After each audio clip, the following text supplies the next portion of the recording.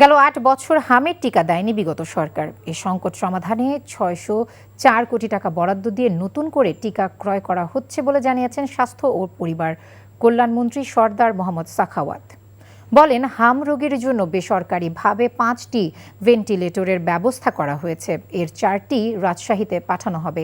একই সঙ্গে হামে আক্রান্তের সংখ্যা বৃদ্ধি পাওয়ায় শিশু হাসপাতাল, ঢাকা মেডিকেল, ডিএনসিসি ডেডিকেটেড হাসপাতালে আইসিইউ প্রস্তুত করা হয়েছে। দুপুরে নারায়ণগঞ্জের রূপগঞ্জের পূর্বাচলে বাংলাদেশ চায়না ফ্রেন্ডশিপ এক্সিবিশন সেন্টারে 17তম এশিয়া ফার্মা এবং এশিয়া ল্যাব এক্সপো শীর্ষক আন্তর্জাতিক ওষুধ শিল্প মেলা প্রদর্শনীর উদ্বোধনী অনুষ্ঠানে তিনি এসব কথা বলেন।